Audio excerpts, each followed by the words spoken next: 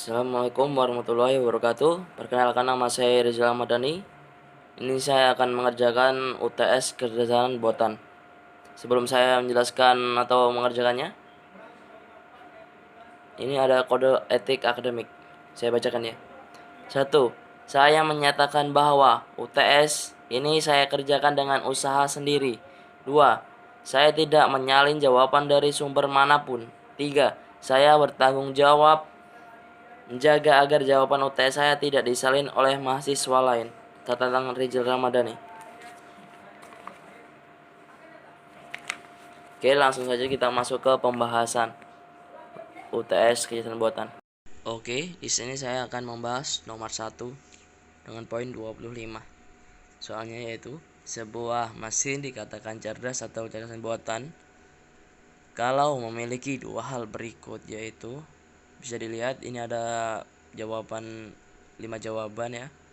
Saya bacakan yang pertama, bekal pengetahuan dan kumpulan data atau database. 2. Bekal pengetahuan dan kemampuan menalar. 3. Bekal pengetahuan dan software terbaru. 4. Database dan software terbaru. 5. Software terbaru dan kemampuan menalar. Oke, langsung saja saya jawab. Dan jawaban saya memilih yang bekal pengetahuan dan kemampuan menalar. Dikarenakan bekal pengetahuan itu signifikannya adalah database. Setelah sistem cerdas buatan itu memiliki database, selanjutnya dia akan bisa menalar, kemampuan menalar, karena sudah tersimpan data-data base-nya atau yang sudah dikumpulkan datanya. Langsung terus kemampuan tersebut bisa disalurkan atau menalar yang lain. Itu menurut saya poin yang soal nomor 1 jawabannya B, bekal pengetahuan dan kemampuan menalar. Selanjutnya yaitu ke 2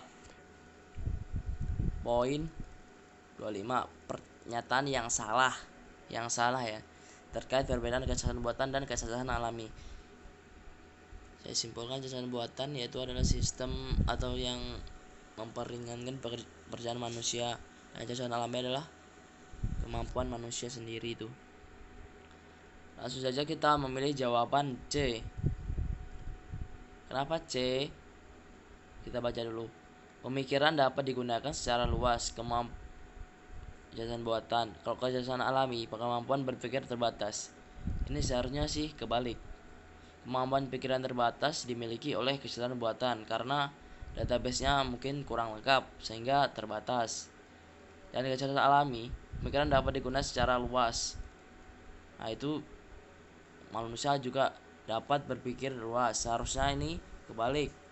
Maka yang C itu salah. Dan yang jawaban yang lain itu pasti sudah benar. Karena ada satu yang salah, yaitu yang C. Oke, kita masuk ke soal nomor 3.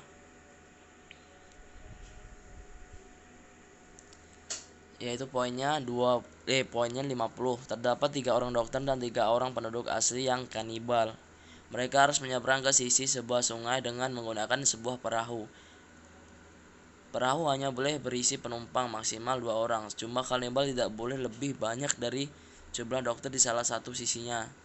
Jika tidak, maka dokter tersebut akan dimakan oleh kanibal. Bagaimana cara menyeberang ke 6 orang tersebut sehingga semuanya dapat selamat sampai ke sisi sungai seberangnya? Selesaikan dengan algoritma BFS dan DFS.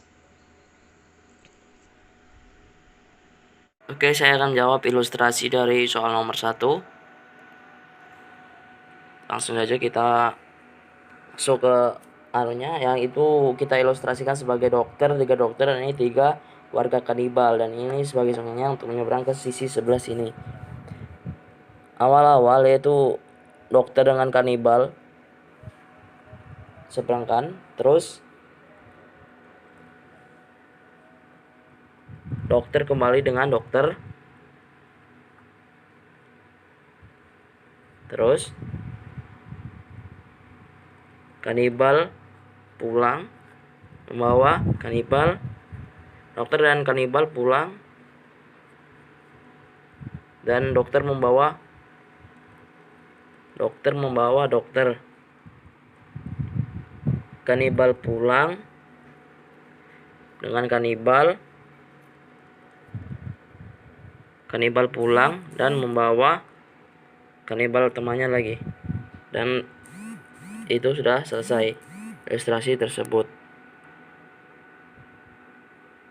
Itu mungkin ada beberapa cara, nanti saja kita langsung jelaskan di diagram trinya. Tadi setelah ditemukan atau dijelaskan ilustrasinya, bisa disimpulkan dapat langkah-langkah seperti ini, yaitu A dibalikkan oleh seorang dokter, B kanibal, dan C posisi perahunya atau alat penyeberangannya, yaitu posisi startnya dirangkai dari nilai-nilai atau poin-poin atau langkah-langkah ini simpulkan. Setelah itu sampai beberapa cara itu langsung masuk ke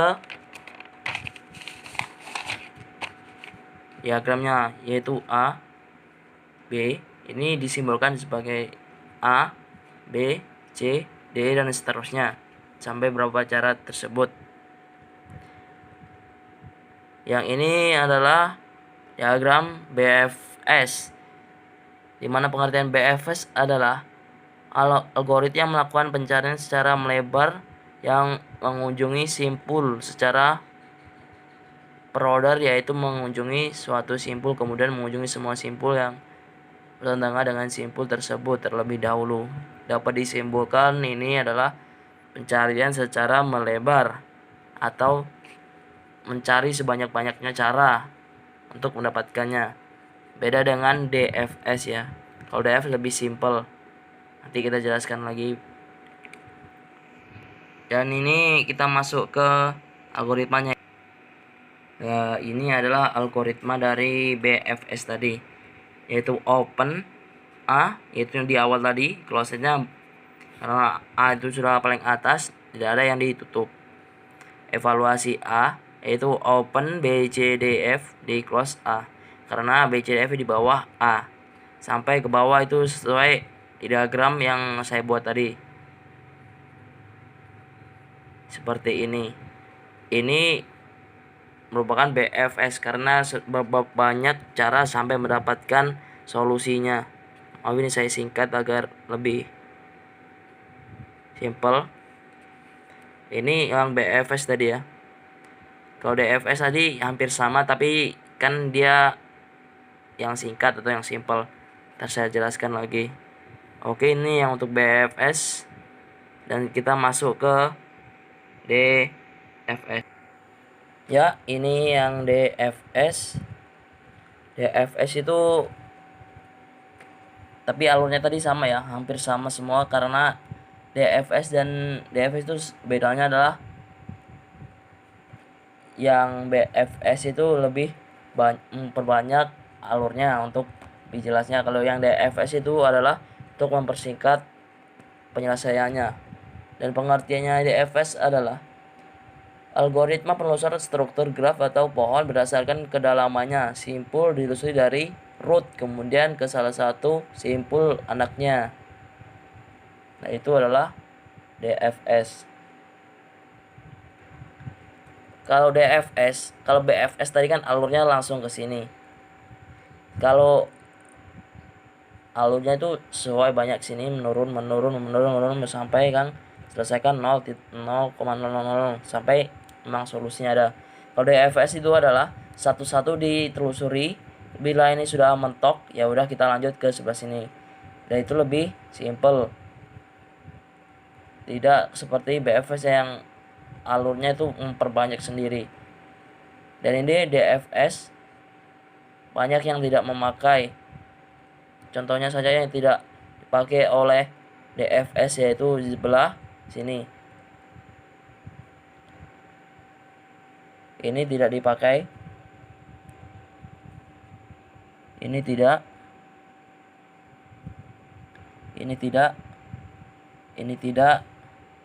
Ya, itu saja yang tidak dipakai oleh BFS. Ini yang DFS ya. Maaf, salah. Yang kurang lebih ya sama seperti, tapi lebih simple yang ini daripada yang tadi banyak banyak itu. Nah, langsung saja kita masuk ke, oh ya, alurnya tadi sama juga ya, alurnya tadi sama, dan dia tidak dipakai.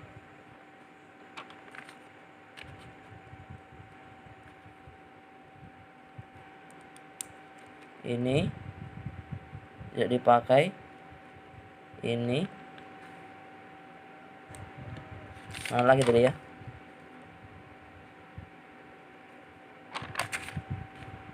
Dan dua ini tidak dipakai, yaitu dari DFS tadi. Dan untuk anunya apa, alurnya atau algoritmanya kita lihat. Dan ini yang BFS tadi, tapi ini hampir sama sebetulnya. Tapi tadi kan ada beberapa yang dihapus. Mungkin ini juga ada yang beberapa yang dihapus atau yang tidak dipakai evaluasinya. Langsung saja simple ya. Tapi tadi sudah jelas ya alurnya yang dari mana ke mana, BFS dan BFS dan DFS bedanya apa.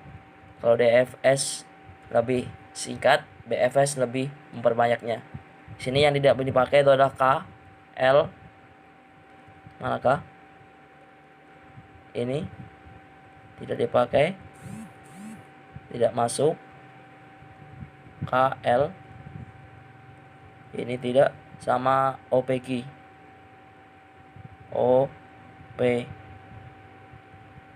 Eki dipakai ya, pas ya. Oke, mungkin itu yang dapat saya jelaskan, semoga bermanfaat. Akhirnya salam, wabillahi taufiq wal hidayah. Wassalamualaikum warahmatullahi wabarakatuh.